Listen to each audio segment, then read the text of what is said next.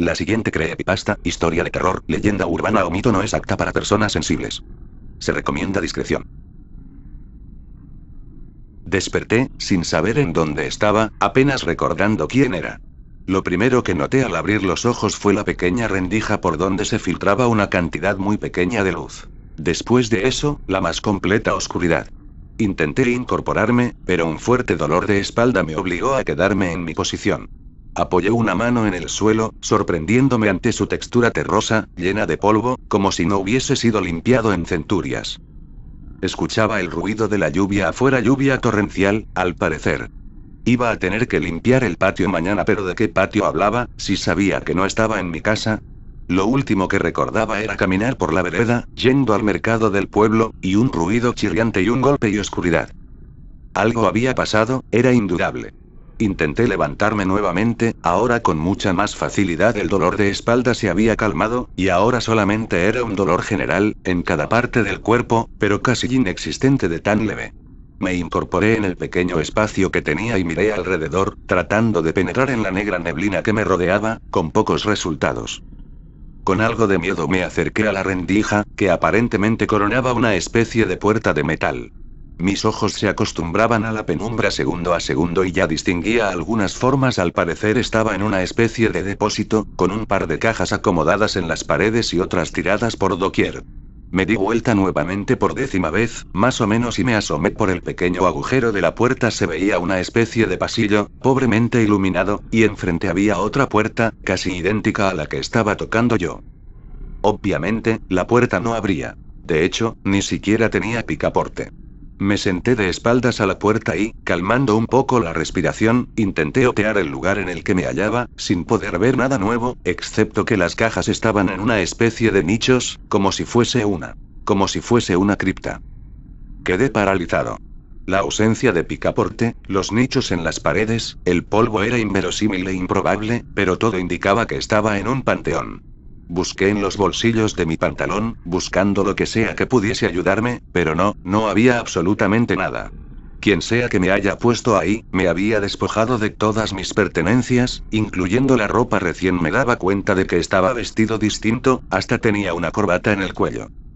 Lo que antes era una vaga sospecha ahora tomaba forma en mi mente, sacudiendo mi imaginación hasta límites peligrosos. Me habían secuestrado y me habían metido dentro de una cripta, quién sabe con qué propósitos. Yo no era precisamente rico, y mis problemas con los demás habitantes del pueblo no pasaban de ser algo normal, nada mayor que una disputa por los ladridos de mis perros o algún chisme ocasional, nada que justifique un intento de homicidio, creo. Pero los hechos, los fríos hechos, eran los que podía palpar en la oscuridad. Me hallaba en un lugar extraño, encerrado, con otra ropa y despojado de lo que llevaba encima. Empecé a moverme por el suelo, buscando algo útil entre el polvo.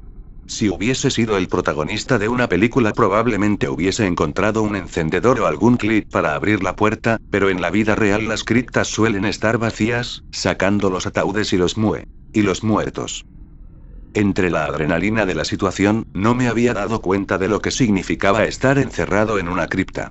Nunca fui supersticioso, pero bueno, estar encerrado con un montón de cadáveres le destruye el pragmatismo a cualquiera. Rápidamente le dirigí un centenar de miradas nerviosas a cada ataúd, o lo que yo suponía que eran ataúdes, esperando a que repentinamente alguno se abriera y viera salir una mano putrefacta, mano que me ahorcaría hasta la muerte. Pasé eternos segundos en mi vigilancia nerviosa, tratando de impedir con el solo poder de la vista que los espíritus abandonaran su prisión de pino. Por suerte para mí, nada pasó, y los muertos estaban muertos.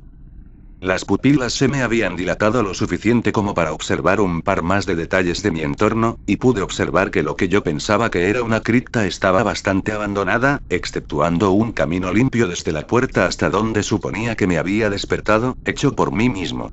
Aparentemente me habían acostado dentro de los restos de un ataúd que habían bajado de su correspondiente nicho. El féretro estaba sobre el suelo, bastante desarmado. No pude evitar una pequeña arcada al pensar que quizá había estado acostado en el último lugar de reposo de algún muerto.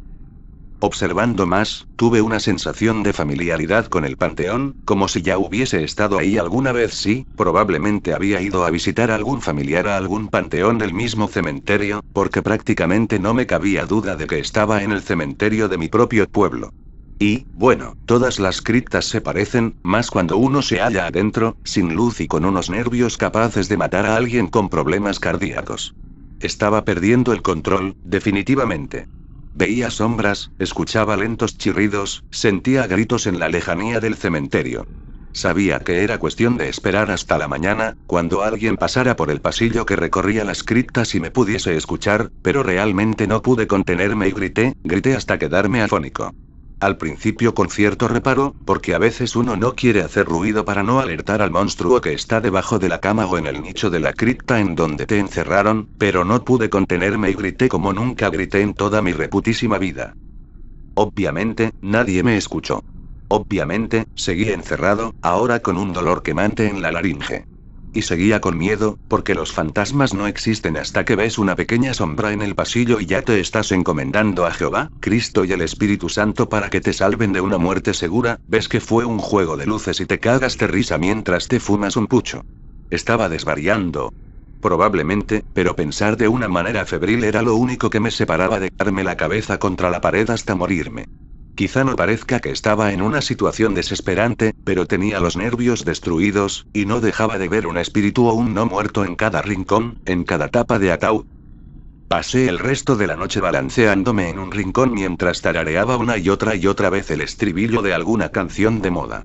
Me levanté como un rayo para asomarme a la rendija, ni bien vi el primer indicio de luz alba. Debían de ser como las 6 o 6:30 de la mañana, más o menos. Por primera vez desde que desperté, esbocé una pequeña sonrisa, aunque haya sido una sonrisa nerviosa en un rostro destruido. Volví a mi asiento esquizofrénico de rincón y seguí ahí, ya no balanceándome pero sí tarareando, cuando sentí una pequeña picazón en el cuello. Llevé mi mano lentamente hacia atrás, pasándola primero por el hombro, recorriendo lentamente el cuello de la camisa. Llegué hasta la base del cuello, y me quedé helado. Si mi tacto no me engañaba, me faltaba un pedazo de carne en la nuca. Podía sentir trozos de mi piel colgando y la carne fría. Retiré la mano cuando toqué el hueso de la columna vertebral. Realmente iba a enloquecer. No solo estaba encerrado, sino que también estaba gravemente herido, quién sabe cuánto. Lo peor de todo era que realmente no me dolía, el cuerpo me estaba protegiendo de la impresión. Estaba agonizando. Temblaba. No solo le temía a los espíritus ancestrales que podían habitar una cripta, sino también a mi estado de salud y a la gente que me había hecho eso.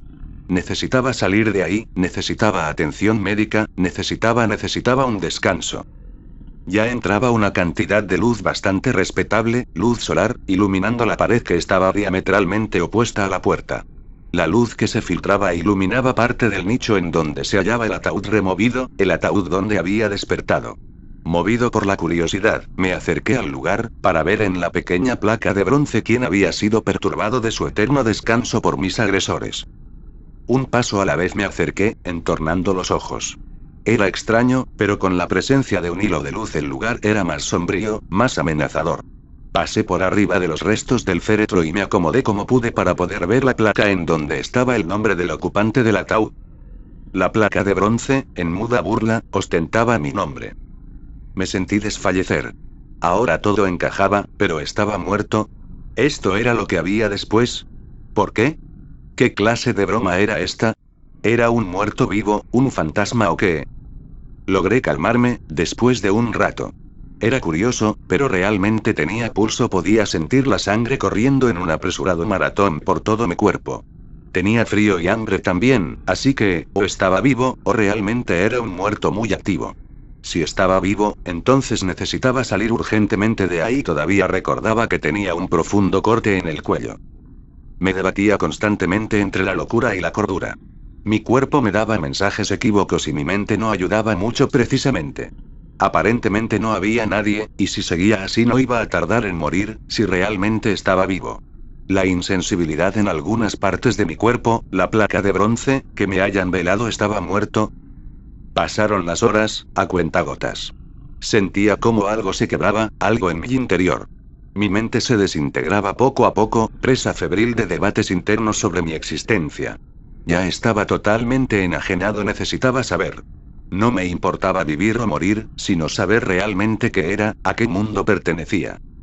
El primer caso de catalepsia en el pueblo de Olavarría se dio el 23 de marzo de 1915. La semana posterior a la muerte aparente del señor Eduardo Rico, habitante del lugar, una tía lejana se llevó una gran sorpresa al encontrar un cadáver todavía fresco ocupando el suelo de la cripta, recostado sobre un charco de sangre. Con evidentes signos de lucha, se supone que el sujeto perdió la cordura y terminó en el suicidio. El evento hizo gran efecto en el lugar, donde nunca se habían reportado casos de este extraño fenómeno y, por lo tanto, no se hacía ninguna clase de esfuerzo para prevenirlo. Eduardo Rico fue velado de nuevo, esta vez definitivamente muerto. Sin embargo, aún pervive un pequeño detalle en la memoria del pueblo, algo que a veces los hace estremecer a pesar de que el cadáver fue encontrado junto a la reja de la cripta, en todo su interior estaban las huellas de las pisadas de Eduardo. Sin embargo, el señor Rico tenía las piernas quebradas, preparación anterior a su entierro para contrarrestar el rigor mortis.